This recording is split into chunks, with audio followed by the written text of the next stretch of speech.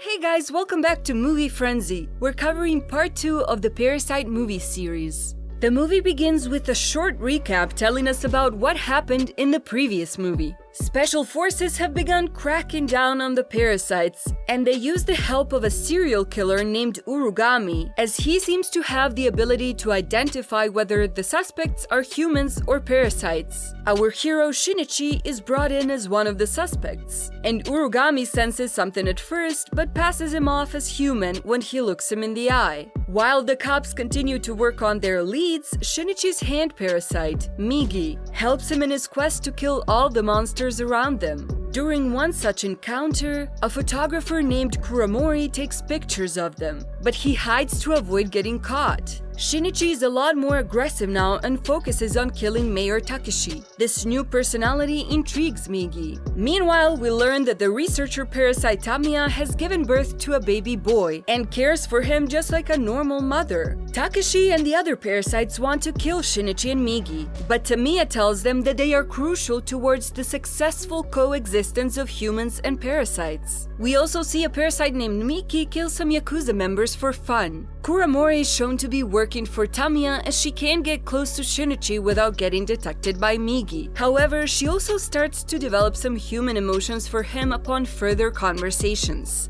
Shinichi's girlfriend Satomi has a hard time dealing with the school massacre from the previous movie, but Shinichi doesn't have much empathy left in him. After school, Kuramori follows Shinichi and Migi, but they catch on to him and corner him. Upon asking him some questions, they learn that he's working for Tamiya and tell him that she's a parasite. They meet her later and threaten her for getting involved with humans. She reveals that the parasites are reducing their need for human meat and they need more time to successfully adapt to this new world. She also offers them protection if they promise not to meddle in her affairs. However, Shinichi is only talking to her so that he can record the conversation and give it to Kuramori. Shinichi and Migi advise him not to follow the parasites anymore if he wants to keep his family safe. However, Kuramori plants a bug while interviewing Takeshi and the parasites find it after he leaves. Takeshi decides to kill Shinichi, Migi, and Kuramori but hides this from Tamiya. Later that evening, Satomi tries to help Shinichi deal with his mother's loss. But Migi senses an enemy nearby, so they have to leave. He says that he can sense 5 parasites, but they only find one. It's Miki. He reveals that he has 5 parasites inside him and is much more powerful than the rest of his kind. Elsewhere, Kuramori comes back home from grocery shopping but finds his house destroyed and his daughter brutally murdered by a parasite. He breaks down in tears.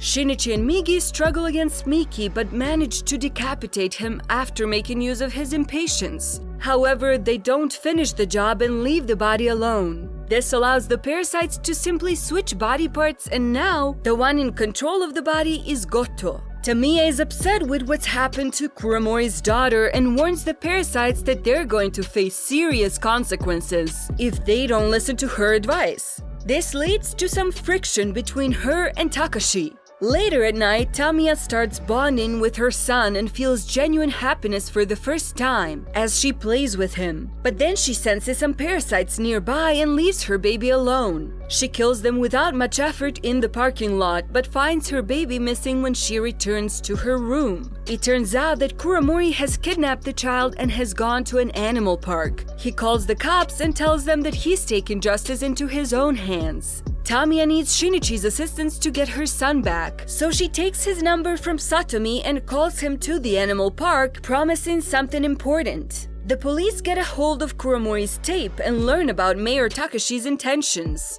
The Special Defense Forces corner City Hall and bring out the employees. They separate the parasites and kill them one by one in a cornered area. Tamiya reaches the animal park and meets Kuramori, who wants to kill her son so that she can also feel what he felt when he saw his dead daughter. Shinichi arrives around the same time and tries to get him to stop, but it doesn't work. Back at City Hall, there's some commotion and it causes Takeshi and his team to retreat back inside. The Special Defense Forces decide to raid the building and kill all of Takeshi's comrades in the process. Back at the park, Tamiya tries to stop Kuramori by talking about the importance of parasites and humans coexisting with each other, but he is still insistent on killing her son. She's eventually left with no other choice but to kill him in order to protect her baby. The police force arrives and point their guns at her after learning she's a parasite. At City Hall, the Special Defense Forces get to Takeshi and are about to shoot him, but then he gives them a huge lecture on human greed and morality. He gets shot and killed after that, but to everyone's surprise, Takeshi turns out to be a human who was supporting the Parasites. That's when Gotou makes his appearance. Urugami immediately identifies him as a parasite and the forces shoot at him. However, he's able to use his hands as shields to block the attacks. He kills off the entire squad. Back at the park, Tamiya walks towards Shinichi and allows the cops to shoot at her without defending herself. Instead, she uses her powers to protect her son from the gunfire. She starts bleeding and says that she can finally stop looking for answers now that she knows what it's like to be human. She hands over her son to Shinichi, hoping that he will take care of him once he's old enough to do so.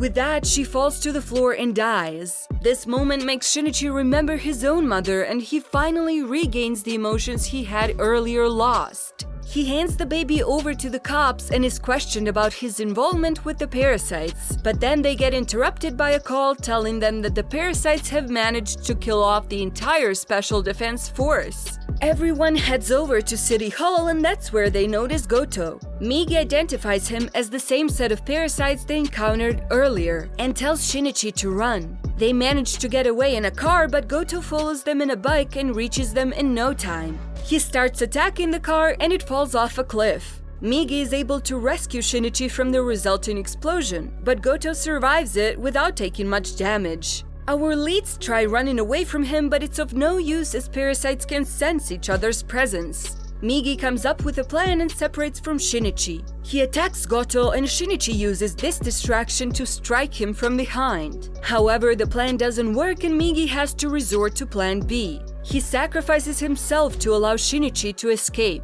Shinichi hides inside a warehouse and calls Satomi to give her his location. She reaches the spot and helps him recover. He tells her that Migi is dead and gets emotional about it. Satomi offers him support and they end up sleeping with each other. However, when Shinichi wakes up the next day, he notices an eye in his arm. He worries that Migi is still alive and Gotou will be able to sense his presence. He doesn't want to involve Satomi in this, so he leaves her and calls out to Gotou. He brings him to a garbage dump and they fight for a bit. Shinichi only manages to stab him with a rod that has a harmful chemical on it, but it doesn't do anything to the parasite at first. Gotou tries to strike him, but Migi springs back in action and absorbs his hand after blocking the attack. This weakens Gotou's body and the other parasites try to take over as the dominant force. The chemical from the rod also kicks in and it results in the body exploding. However, the parasite is still alive and tries to regenerate its cells. Shinichi thinks of killing Gotou before it is too late, but then remembers Tamiya's words and wonders if he should do it. After careful consideration, he decides that he has to protect humans first, and tosses the body in the fire, finally killing Gotou for good.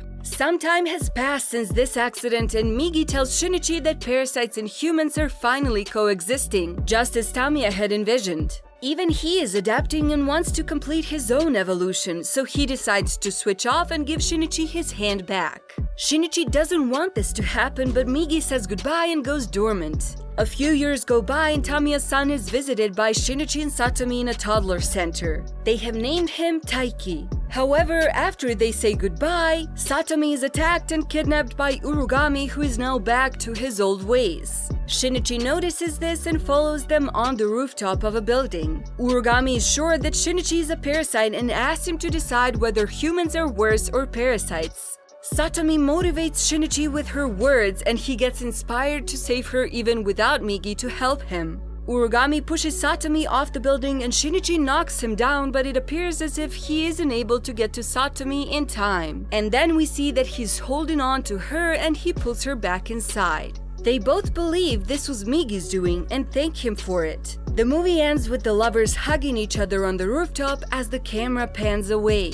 And there you go guys, that was the second part of the Parasite saga. You can find the first part on my channel as well, so don't forget to check it out if you haven't already. Like, share and subscribe if you're new around here and want to catch up on awesome movies like this one. Okay then, I'll see you later.